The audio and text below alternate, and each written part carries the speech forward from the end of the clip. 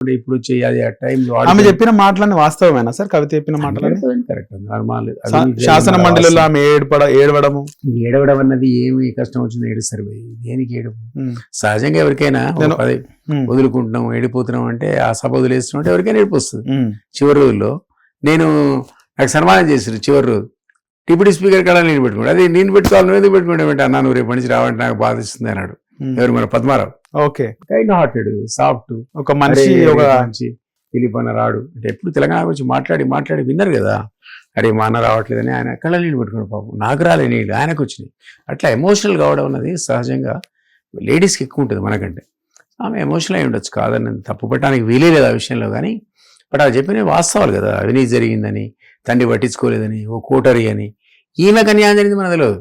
ఆమె ఉత్తరాలు రాసి 8 ఉత్తరాలు రాసిన నీకేం తెలుసు నాకేం తెలుసు ఆ ఉత్తరాలని రాసిన. ఆ ఉత్తరం బయట ఎవరు పెట్టినొచ్చు సార్? అప్పుడు ఉత్తరం అన్నది దయ్యాలు భూతాలు అక్కడ ఉన్నాయి, అవి పెట్టినాయేమో మనకేం తెలుసు. ఆ భూతాల దయ్యాల పేర్లు కూడా చెప్పేటం తర్వాత. అదన్నా ఆ కారణాలన్నీ ఇప్పుడు వినడానికి ఆశ్చర్యం అనిపిస్తుంది. మరి ఆ రోజు 10 ఏళ్ళ నువ్వేం చేసినావు? సెకండ్ టర్మ్లోనే చెప్పాలి. నేను 2009లో బయటకు వచ్చిన, అధికారంలో ఉన్న పార్టీలను వదిలిపెట్టి వచ్చినాను. ఎప్పుడు అధికారంలో నేను బయటికి పోతా. అధికారంలో దాంట్లో ఉంది కదా, నువ్వు బయటికి రావాలి కదా. ఈ తప్పు జరుగుతుంది, ఇలా అవినీతి చేస్తున్నారు, డ్యూటీ జరుగుతుంది, మా నాన్న తెలుసు వాట్ ఎవర్, అప్పుడు చెప్పాలి. ఇప్పుడు మా నాన్న భూలాశంకరుడు ఇదంతా ఆయన తెలియకుండా నమ్ముతాను. ఎట్లానండి భూలాశంకరుడు? కోట్ల కొద్ది అవినీతి జరుగుతాయి, మా నాన్న తెలియదు అంటే మరి చేతగాని ముఖ్యమంత్రి కింద లెక్క. నిజమైతే ముఖ్యమంత్రి చేతగానోడు, తప్పు కదా. ఈ టైప్ ఆఫ్ అలిగేషన్స్ ఈరోజు నువ్వు ఏ రకంగా దాన్ని జస్టిఫై చేస్తావు అనేది నేను అంటున్నా. సో ఆమెకు అవకాశం లేదు జస్టిఫికేషన్కి. అప్పుడు చేస్తుంది, ఇప్పుడు చేస్తుంది. ఇప్పుడు ఏంటంటే నీకు సారీ ఉద్యమకారులకు ఇస్తా, 2014 నుంచి ఎంక్వైరీ చేయిస్తా, నేనే సీఎం అంటారు. ఊరి నేను దాకా మీ నాన్న సీఎం అంటారు, ఇప్పుడు నువ్వు సీఎం అంటావు. రేపు మళ్ళీ ఏమైనా మనం సీఎం చేసుకుందాం. అది ఉన్నదేమో హక్కు ఉండొచ్చు. జైలు పోయిన లేదా సీఎంలు అవుతారట, హక్కు వచ్చింది కాబట్టి అవుతుందేమో, మనకేమరక. నేను ఇంత ఇంచ్ మందం కూడా నేను అవినీతి చేయలే అని కవిత అంటుంది. నాకేం నమ్ముతారా సార్? జనాలు నమ్ముతారా? అసలు మా నాన్న భూలాశంకరుడు, ఆయనకి ఏం తెలియదు, శుద్ధ పూస అని అంటుంది. నమ్ముతాను? అది జరుగుద్దా? పాసిబులా? అందరినీ పీకవతల వారేస్తాడండి. మన్మోహన్ సింగ్ ఆనెస్ట్ అంటే మనం అందరం నమ్మచ్చు, చుట్టూ వాళ్ళని దొంగలంటే మనం నమ్మచ్చు. కానీ కేసీఆర్ ఆనెస్ట్ అంటే నమ్ముతాను? నమ్మవు కదా. ఆయన దానికి తెలియకుండా జరిగే సమస్య లేదు. మన్మోహన్ సింగ్ అంటే ఓ రిమోట్ కంట్రోల్ ఉన్నాడు, ఆయన మాత్రం హానెస్ట్ నడిపించాడు. పీరాజు హానెస్ట్, చుట్టూ అంతా దొంగలు అని నమ్ముతాం మనం, మనకు తెలుసు కాబట్టి. సుప్రీంకోర్టు దాపోయి ఆ ₹1 కోటి కూడా తీసుకుంటూ ప్రూవ్ చేయలేకపోయారు. అది వేరు. ఈమె మా నాన్న హానెస్ట్ అంటే మనమే అనుకుంటే ఆ రోజు చెప్పులో గతి లేదు, సీరియల్లో గతి లేదు. ఉద్యమకాలంలో ఎట్లా వచ్చినాయి కోట్లు? కేసీఆర్కి కానీ, కేటీఆర్ కానీ, హరీష్ కానీ. ఫామ్ హౌస్ ఎక్కడండి? తిరుమల అడుగుతాడు కదా, సీఎం అడుగుతున్నాడు, ఈ ఫామ్ హౌస్ ఎక్కడిది, ఆ ఫామ్ హౌస్ ఎక్కడి మరి చెప్పు. వాస్తవానికి ఆయన గజ్వెల్ ఫామ్ హౌస్ ఆయన ముఖ్యమంత్రి అయిన తర్వాత విస్తరించిండు. చుట్టుముట్టున్న గ్రామస్తులకి ఎంతో కొంత డబ్బులు ఇచ్చి ఆ ఫామ్ హౌస్ ని విస్తరించిండు. నిజమేనా సార్? మనకేం తెలుస్తుంది? ఎక్కడో కొనాలి కదా, ఎక్స్పాండ్ చేయాలి కదా. ఎట్లయితే ఎక్స్పాండ్. సో సీఎం లెవెల్లో ఉన్నోడికి ఏదో లెక్కన కొందరు ఉత్తరేసిపోతారు సీఎం కాబట్టి.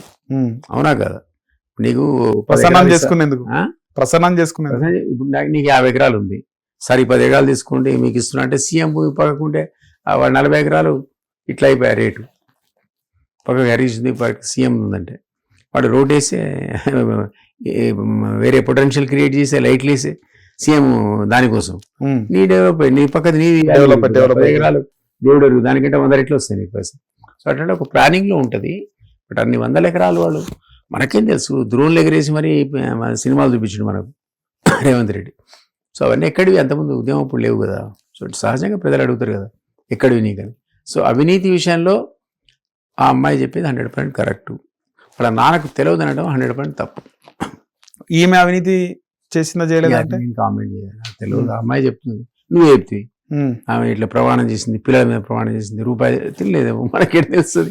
మనం part and parcel of that. Liquor scam ఏమంటారు సార్? కవిత లిక్కర్ స్కామ్ ఏమో కడిగిన ముత్యంలా బయటకు వస్తాను కేసీఆర్ స్టేట్మెంట్ ఇచ్చాడు. మరి ముత్య వ్యవస్థ, వజ్రం వ్యవస్థ కాలం నిర్ణయిస్తుంది, మనకు తెలియదు.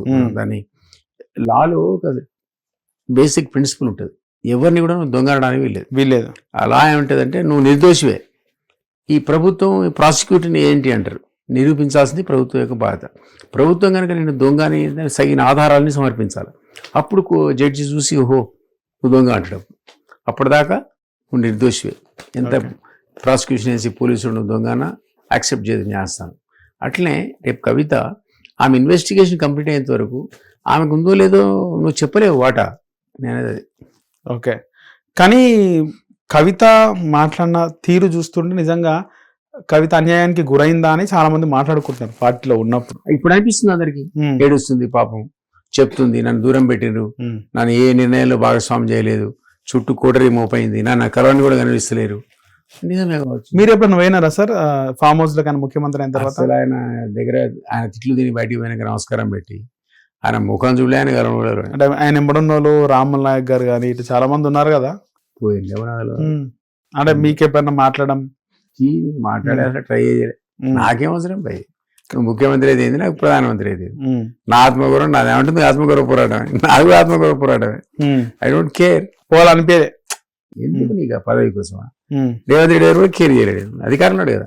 లేరా కాంగ్రెస్ లో లేరా మీరు? ఇప్పుడు పోయి 4 అడుగులు నిలబడనుకో, 4 రోజులు వరుస పెట్టి నమస్తే సార్ నమస్తే సార్ అంటే ఇస్తాడే నాకు కూడా చైర్మన్.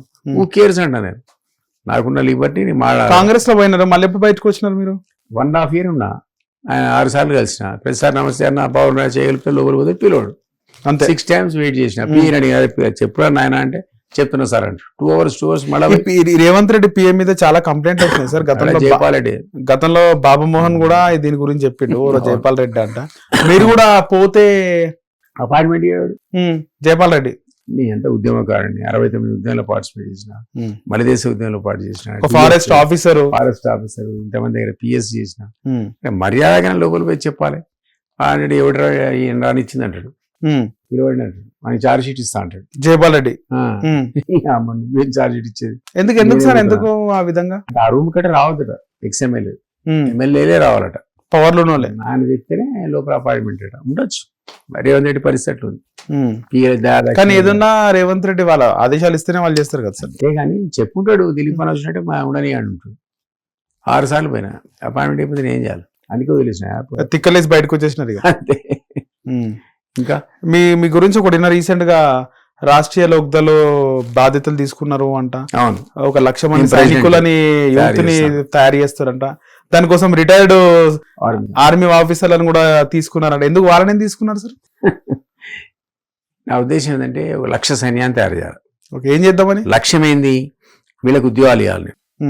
జాబ్ మేళాలు పెడతా, ప్రతి జిల్లాలో 10 పాత జిల్లాల్లో జాబ్ మేళాలు, 2 నెలలకు జాబ్ మేళా పెట్టి రిక్రూట్ ఎవరినైతే తీసుకుంటానో ఉద్యోగం వచ్చి ఒకడిపోతాడు, ఉద్యోగం రాకుంటే స్కిల్ కోడిపోతాడు, లేదా కంపెనీలకు పెట్టుకోవడానికి ఆర్థిక సాయం చేస్తాం. ఇవేవి కానప్పుడు ఆ సైన్యంలో భాగస్వామి. ఓకే, రాబోయే రోజుల్లో అతనికి ఇదే ఆర్మీ ఆఫీసర్స్ శరీర దారుఢ్యంలో, క్రమశిక్షణలో, నీతి నిజాయితీలో ట్రైనింగ్ ఇస్తారు. ఓకే, నేను తుపాకులుగా అనుకోవట్లే, ఎందుకంటే ఆర్మీ ఆఫీసర్స్ కూడా నిజాయితీ నీకుండదు నాకుండదు. వాళ్ళకున్నటువంటి క్రమశిక్షణ కానీ కమిట్మెంట్, ఒక బాడీ బిల్డింగ్ పర్ఫెక్ట్ ఉంటారు వాళ్ళు అసలు. అది మన పిల్లకి కావాలి. ఎందుకంటే healthy soul lives in healthy body. అవును, అది ఉంటే వీడు సెలెక్ట్ అవుతాడు, లేదా ఇంకోటి అవుతాడు. అంతేగాని ఇప్పుడు రేపు సీఎం అంటున్నాడు, రాళ్ళు పెట్టి కుట్టండి, గుడ్డు బిగి మన జేబులు వేయండి, పార్టీ కుట్టండి, ఎమ్మెల్యేను ఉరికిచ్చుకోండి. ఎవడు కుట్టాలి? నువ్వు కొడదా, నేను కొడతాను, ఈ పిల్లలు కొడతారు. బెత్తాలి సీఎం రేవంత్ రెడ్డి కోసం తయారు చేస్తారు. అవినీతి పరులైనటువంటి ఎమ్మెల్యేలను, అవినీతి పరులైన ఎంపీలను, మంత్రులు ఇంటి ముందు ధర్నా చేయాలంటే ఈ సైన్యమే పోతుంది. అంతే, తుపాకులు ఏమి హింసాయుత పోరాటమే. బట్ మాకు పిలిస్తే 1,00,000 మంది ఉండరు. నువ్వు భయపడతావు, 1,00,000 మందిని వేసుకొని వస్తున్నా అంటే నా 1,00,000 సైన్యంతో రేపు రాజధాని ముట్టడే అంట, ఎక్కడెళ్ళాడిపోతాయి. అది ఎవరు ట్రైనింగ్ ఇచ్చిన వాళ్ళకు? ఆర్మీ, దిలీప్ కుమార్ ఆర్మీ ఇచ్చిరో దిలీప్ కుమార్ నాయకత్వంలో. హిట్ టీవీ యాప్, ఇందులో short news, live news, entertainment shows, movies, digital magazines తో పాటు మీ జిల్లా వార్తలను కూడా ఫ్రీగా చూడొచ్చు. ఇంకెందుకు ఆలస్యం, వెంటనే హిట్ టీవీ యాప్ ని డౌన్లోడ్ చేసుకుని ఫ్రీగా ఎంటర్టైన్మెంట్ పొందండి. Hit TV app, hit TV app, please download hit TV app. Hit TV app ని ఫ్రీగా డౌన్లోడ్ చేసుకుని ఎంజాయ్ చేయండి. మీకు నచ్చిన ఎంటర్టైన్మెంట్ కోసం హిట్ టీవీ యాప్ ని ఫ్రీగా డౌన్లోడ్ చేసుకుని ఎంజాయ్ చేయండి. హిట్ టీవీ యాప్ ని డౌన్లోడ్ చేసుకుని ఆస్వాదించండి, ఆశీర్వదించండి. ఇంతమంది సెలబ్రిటీలు హిట్ టీవీ యాప్ ని డౌన్లోడ్ చేసుకోండి అని చెప్తున్నారంటే ఎంత మంచి యాప్ ఆలోచించండి. అమెరికా అమెరికా అమెరికా అమెరికాలో చదవాలనుకునే వాళ్ళకి విశ్వసనీయమైన పేరు మన శౌర్య కన్సల్టెన్సీ. UK లో 1 year masters, UK లో 1 year masters, 2 years work permit up to 5 years visa. Contact Saurya Consultancy. Contact 89851 89851.